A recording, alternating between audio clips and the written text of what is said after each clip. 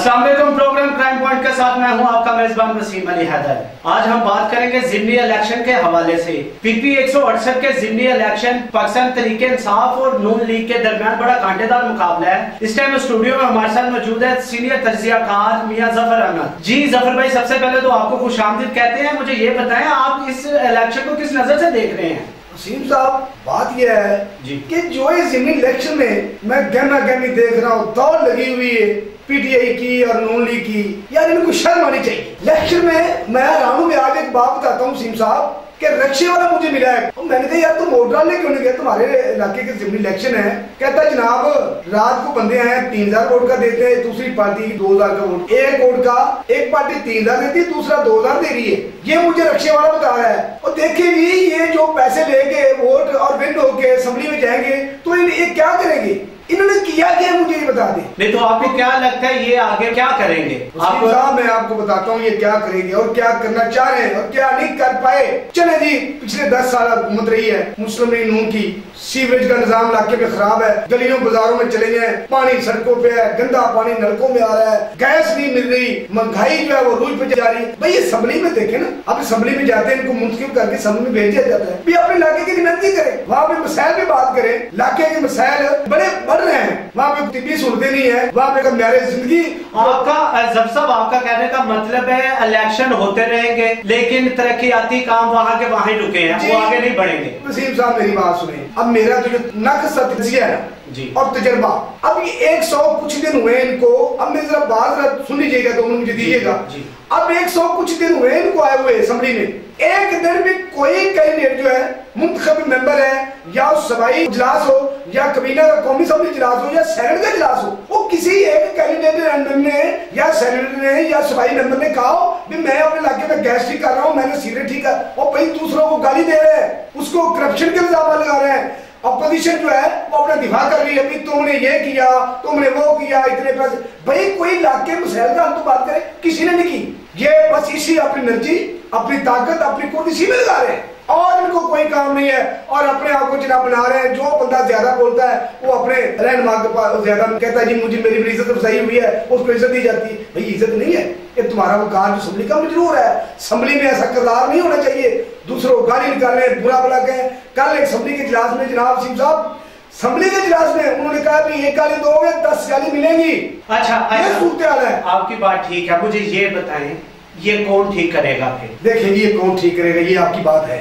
मैं इमरान खान की उस बात पर इत्तेफाक करता हूँ कि इन्होंने 4 साल 3 साल पहले कहा जी मैं वो लोग लेके आऊंगा, वो मेंबर मुंतखब कराऊंगा, वो असेंबली में लोग लाऊंगा जो पढ़े लिखे, काबिल और किसी चीज हर चीज से पाक होंगे। उनका सियासी कैरियर पिछला जो ना, अगर नए होंगे तो पुराना सियासी कैरियर उनका बेदाग होगा। अब देखे ना वो लोग तो वही हैं। मैं बिल्कुल ऐसे ही आप जैसे कह रहे हैं, लोग वही पीछे मतलब जो पहली पार्टियों में थे वही आगे अब पीटीआई में आ चुके हैं। तो पाकिस्तान की तरक्की कैसे होगी, कौन करेगा? तरक्की कैसी होगी, कैसी बात करते हैं उसी साहब। अब इलेक्शन 168 की बात कर रहे हैं जी। अब ये जो असदुल्ला खोखर साहब हैं जी और खालिद कादरी साहब जो हैं नून लीग के, असद खोखर साहब जो है पीटी तरफ से, अब ये पहले इलेक्शन लड़े हैं, वहां पे शिकस्त हुई इनको, इधर आए हैं और आगे जनाब लोग वो लोग हैं।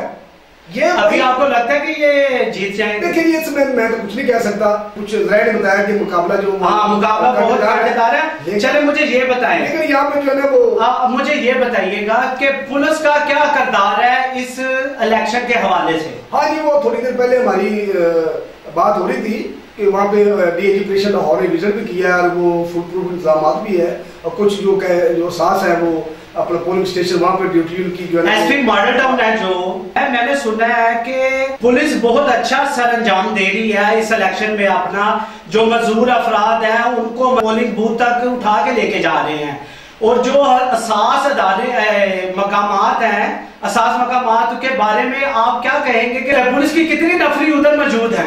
वसीम साहब माशाल्लाह पुलिस जो है ना वो आज देखने में आ रहा है कि बहुत अच्छा उनका किरदार है। मजदूर लोगों को, बूढ़े को, बीमारों को उठा उठा के कंधों पे स्ट्रेचर पे ले उनको लेके जाया जा रहा है, उनके वोट लाए जा रहे हैं, तो पुलिस डीएजी स्पेशली में उसको विजिट किया है, कल एसपी ने मीटिंग भी ली है। लेडीज अफसरान भी साथ में उनके मौजूद है। जी ऐसा ही बिल्कुल, लेडीज पुलिस एहलकार भी है। तो यहाँ पे कुछ 3 DSPs और SHO साहबान और 717 के लगभग जो है सिक्योरिटी एहलकार जो वो ड्यूटी दे रहे हैं, रेंजर भी वो विजिट कर रही है। तो कोई ऐसा इशू नहीं है, कोई खास पोलिंग स्टेशन है वहाँ पे नज़्बो ज़ब्त जो है ना वो बिल्कुल कैमोदैम है, और इलेक्शन कमीशन के जो उन्होंने इक़दाम किए थे उनकी बिल्कुल खराब होती है, अभी तक तो नहीं देख रही। नाज़रीन यहाँ पे एक ब्रेक लेते हैं, ब्रेक के बाद वापस आते हैं।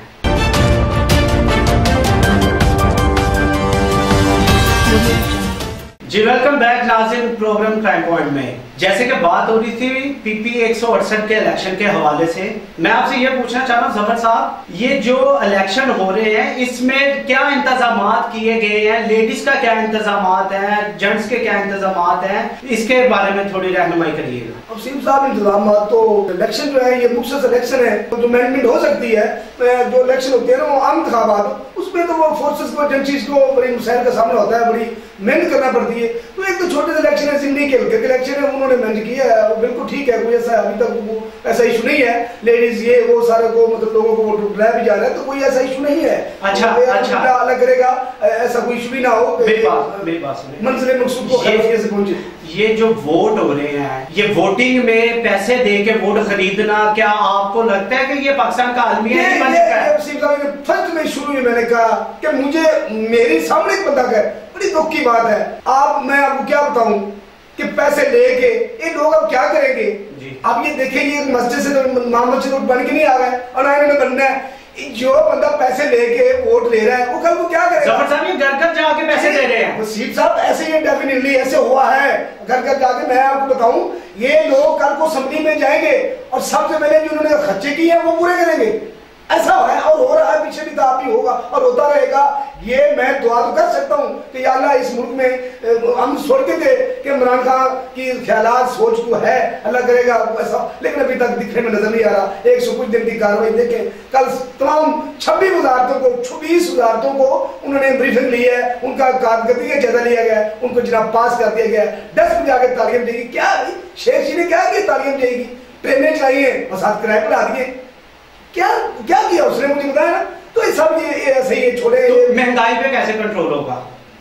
सीम साहब अब बार बार ना मुझे एक क्वेश्चन करते हैं, महंगाई पे कैसे कंट्रोल होगा। 70 साल से, हमारा तो खैर इतनी एज नहीं है लेकिन हम पढ़ते हैं सुनते हैं, 70 साल से लोग हर साल हर दौर हर वक्त चीखते हैं और अभी इनकी चीखें बेचारे निकल रही है। तो जफर साहब महंगाई तो बढ़ती जा रही है ना, लोग गलत थोड़ी ना चीख रहे हैं। दिन ब दिन आप देखिए डॉलर कहाँ था आज कहाँ पहुंचा है, तो ये कैसे कंट्रोल होगा इस पे। सीम साहब प्राइम मिनिस्टर पाकिस्तान आते हैं टेलीविजन पे हर तीसरे हफ्ते, आप फिक्र ना करें। वो क्या फिक्र ना करें, क्या करेंगे आप भाई मुझे बताएं। कल कराची में लोग 500 में करके मर्जी से किराया लिए, लोग तड़प रहे हैं। लकड़ी जो 600 रुपए माने हो गई है, गैस वो आने नहीं, लोग चीख रहे हैं। गैस जो LPG जो है चूल्हे जलाते हैं जिनसे, वो कहाँ पहुंच गए। क्या करेंगे गरीब लोग, मुझे बताएं। कहते नहीं कुछ ना करें, फिक्र ना करें, क्या होगा। जी मेरा आखिरी सवाल आपसे जफर साहब, पाकिस्तान तहरीक इंसाफ के मिनिस्टर मुराद सईद ने असेंबली फ्लोर पे खड़े होकर बोला है कि नून लीग के 7 लोग मुझे कह रहे हैं कि मुझे NRO दे, इसके बारे में आप क्या कहेंगे। सिम साहब हंसी आती है, तुम तो मिनिस्टर मुवासलात के भाई जी, तुमसे तो हाईवे के बारे में पूछे, तुमसे मोटरवे के बारे में पूछे और तुमसे तो बहुत सवाल करे भी मोटरवे क्या है, वहां क्या सुविधा है। तुम क्या तुम क्यों दे सकते हो, तुम्हारे पास क्या है मुझे बताओ।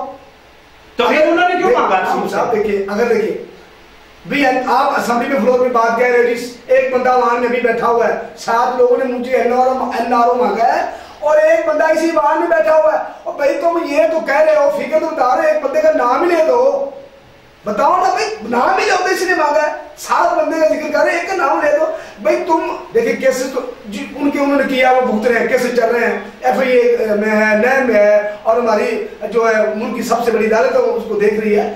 केसेस तो उनके, तुम्हारे पास क्या है, तुम क्या कर सकते हो। तुम मिनिस्टर मुवासलात हो, अभी तक तुम वफाकी वज़ीर नहीं बने। मुझे खबर मिली है कि इनको करीब वफाकी वज़ीर भी बनाया जा रहा है। बहरहाल जी नाज़रीन, हमारे साथ इस टाइम प्रोग्राम में मौजूद थे मियां जफर अहमद, सीनियर तज्जियाकार, इन्होंने अपना तज्जिया हमारे सामने रखा। और अब हम दुआ गो हैं कि जो ये PP 168 के इलेक्शन हो रहे हैं ये खैरोफियत से हो जाए। इसके साथ ही अगले प्रोग्राम में फिर मिलेंगे, तब तक के लिए इजाजत दीजिए। अल्लाह हाफिज।